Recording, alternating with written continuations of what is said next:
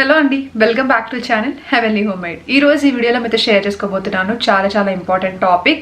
And ఒకవేళ కనుక మీరు ఉమెన్ చూస్తున్నారు అని అంటే కనుక కన్ఫర్మ్గా వీడియో ఎండ్ వరకు చూడండి. అలాగే ఒకవేళ మెన్ చూస్తున్నారంటే కనుక మీ మదర్కో, మీ వైఫ్కో, గర్ల్ ఫ్రెండ్కో ఎవరికైతే వాళ్ళకి షేర్ చేయండి.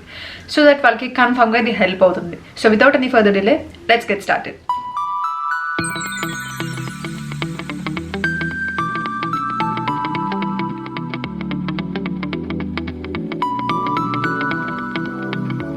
ఫస్ట్ ఆఫ్ ఆల్ దీని గురించి ఎందుకు ఈ టాపిక్ని వీడియో చేస్తున్నాను అని అంటే, ఈ టాపిక్ నేను లాస్ట్ మంత్ అనుకుంటా, లాస్ట్ మంత్ లేకపోతే ఈ మంత్ స్టార్టింగ్లోనో నేను దాన్ని ఏమంటారు ఫీమేల్ హైజీన్ గురించి, వాటికి టిప్స్ గురించి మీతో షేర్ చేశాను కొన్ని.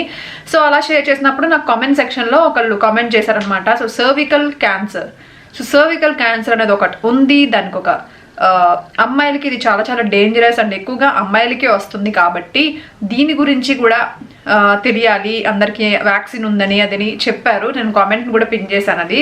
బట్ నాకు అనిపించింది అప్పుడు, సో కామెంట్ ద్వారా కంటే నా ద్వారా ఎక్కువ మందికి తెలుస్తుందేమో, సో నాకు తెలిసినంత ఇన్ఫర్మేషన్ నేను షేర్ చేద్దాం దాని గురించి అని అనుకున్నాను. అండ్ ఇంకోటి ఏంటి అంటే, నేనైతే డాక్టర్ని కాదు అండ్ నేనైతే ఎలాంటి మెడికల్కి సంబంధించిన అమ్మాయిని కూడా కాదు బట్ అట్లీస్ట్ ఒక చిన్న అవేర్నెస్ క్రియేట్ చేద్దామని చెప్పేసి నాకు తెలిసినంత విషయాన్ని ఈ వీడియోలో మీతో షేర్ చేస్తున్నాను. సో అంతే, ఒకవేళ డాక్టర్స్ కానీ ఎవరైనా వీడియో చూస్తే కనుక మీ ఇన్ఫర్మేషన్ మీరు షేర్ చేయొచ్చు.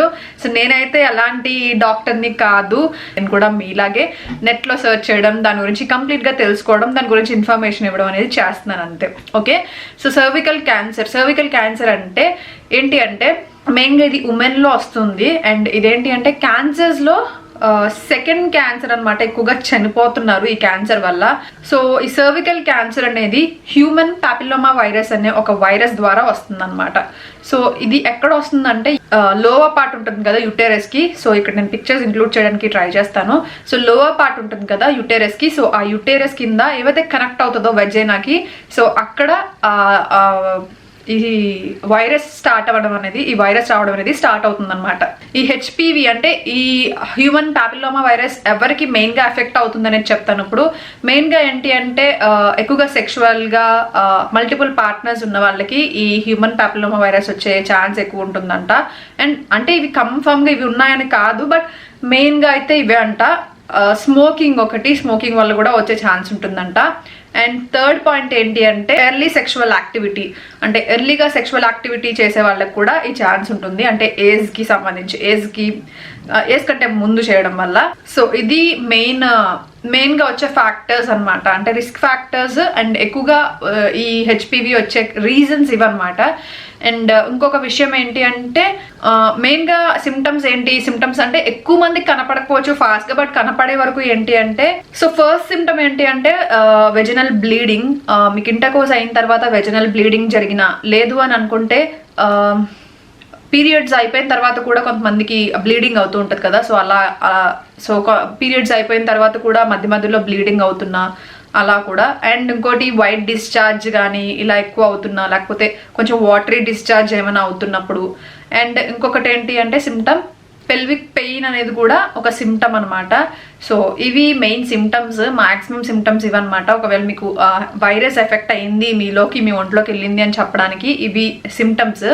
బట్ నేను చూసిన దాని ప్రకారం ఏంటి అంటే, ఈ వైరస్ ఏవైతే వెళ్తుందో వెజైనాలో, యుటెరస్ దగ్గరికి వెళ్తుంది కదా, యుటెరస్ లోవర్కి. సో అక్కడికి వెళ్ళి మన బాడీ అంతా అవ్వడానికి 10 years ఈజీగా పడుతుందంట. నేను చదివిన దాని ప్రకారం మాత్రమే చెప్తున్నాను, పడుతుందంట. సో ఈ లోపు మీరు సిమ్టమ్ని తెలుసుకుని, సిమ్టమ్ ఇది అని అర్థం చేసుకుని మీరు ఒకవేళ క్యూర్ చేసుకోవాలి అని అనుకుంటే చాలా ఆప్షన్స్ ఉన్నాయి. సో అవి కూడా నేను ఇప్పుడు మీకు చెప్తాను. సో హెచ్పివికి వ్యాక్సిన్ ఉంటుంది. సో మీ డాక్టర్ని వెళ్ళి వ్యాక్సిన్ తీసుకోవచ్చు. అండ్ ఈ వ్యాక్సిన్ వచ్చేసరికి మనకి 9 to 13 years వరకు తీసుకోవచ్చు. అంటే మీరు ఇప్పుడు కూడా తీసుకోవచ్చు, కానీ సెక్షువల్గా యాక్టివ్గా లేని టైంలో, అంటే 9 to 13 అంటే ఒక చిన్న పిల్లలు ఏజ్ కదా, ఆ టైం నుంచే మీరు వ్యాక్సిన్ తీసేసుకోవచ్చు. అంటే ఒకవేళ మీకు పిల్లలు ఇలా ఉన్నారు 9 to 13 yearsలో వాళ్ళు ఉంటే, ఇప్పుడే మీరు వ్యాక్సిన్ ఇచ్చుకుంటే అది ఇంకా బాగా ఎఫెక్టివ్గా పనిచేస్తుంది. సో చూసుకోండి. అండ్ ఒకవేళ కనుక ఇప్పుడు తీసుకోవాలనుకున్నా కూడా ఏమీ ఆలస్యం చేయొద్దు. ఒకసారి మీ డాక్టర్ని కానీ గైనకాలజిస్ట్ని కానీ కన్సల్ట్ చేయండి, దీని గురించి మాట్లాడండి. హెచ్పివి వ్యాక్సిన్ అని చెప్పేసి ఉంటుంది.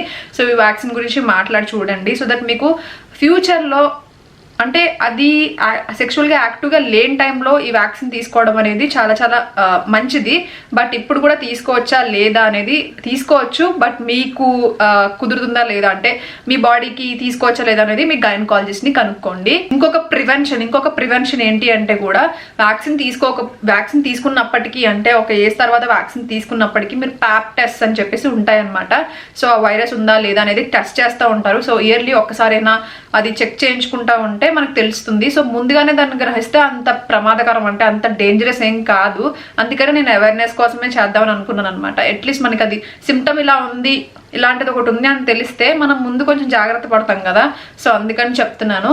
సో డాక్టర్ దగ్గరికి వెళ్ళి కన్సల్ట్ చేయండి. ఈ ప్యాప్ టెస్ట్ అని చెప్పేసి ఉంటాయి, వీటికి కూడా మీరు ఇయర్లీ ఒకసారి చేయించుకుంటూ ఉంటే మీకు prevention is better than cure అంటారు కదా. సో అట్లీస్ట్ మనం చూసుకోవచ్చు ఏంటి అనేది. అండ్ ఒక ఏజ్ తర్వాత వ్యాక్సిన్ ఎలా ఉంటుంది ఏంటి అనేది నాకు తెలియదు పర్టికులర్గా, బట్ మన డాక్టర్ని వెళ్ళి కన్సల్ట్ చేసుకోవాలి. సో బిగినింగ్లో ఈ క్యాన్సర్ అనేది అంత డేంజరస్ కాదు కాబట్టి మనం ముందుగానే గమనించి సిమ్టమ్స్ ఏంటి, ప్రివెన్షన్ ఏంటి, అసలు ఇది ఒకటి ఉందని తెలుసుకుంటే మీకు హెల్ప్ అవుతుంది అని నేను అనుకుంటున్నాను. ఒక సజెషన్లా తీసుకోండి. నాకు తెలిసినంత వరకు నేనేమి ఆడ్గా లేకపోతే వల్గర్గా మాట్లాడలేదని అనుకుంటున్నాను. అందుకే మోస్ట్లీ ఎక్కువగా చాలా కేర్ఫుల్గా మాట్లాడుతూ వచ్చాను వీడియో అంతా. సో ఐ హోప్ నేను బ్యాడ్గా ఏమీ అనిపించలేదని అనుకుంటున్నాను నా మాటలు వినడానికి. అంతే ఇప్పటి వరకు నేను చెప్పాలనుకున్నది. సో ఐ హోప్ మీకు నచ్చింది అని అనుకుంటున్నాను. అండ్ షేర్ చేయండి, తప్పకుండా ఈ వీడియోని షేర్ చేయండి. సో నా కోసం కాదు, మనందరి కోసం షేర్ చేయండి అంతే. నేను జస్ట్ ఒక అవేర్నెస్ కోసం షేర్ చేస్తారని నేను ఎక్స్పెక్ట్ చేస్తున్నాను అంతే. సో అంతే, ఇక్కడితో అయితే వీడియో ఎండ్ చేసేస్తున్నాను. మళ్ళీ మంచి వీడియోతో మేము ముందుకు వస్తాను. అండ్ ఇంకేమైనా డాక్టర్స్ ఎవరైనా వీడియో చూస్తున్నారు, దీనికి సంబంధించిన వాళ్ళు ఎవరైనా తెలిసిన వాళ్ళు వీడియో చూస్తున్నారని అంటే కనుక ఇంకా మీకు తెలిసిన ఇన్ఫర్మేషన్ మాకు ఇవ్వండి. సో దట్ మన అందరికీ యూజ్ అవుతుందని నేను అనుకుంటున్నా. సో అంతే, మళ్ళీ కలుస్తాను. Bye, thank you for watching.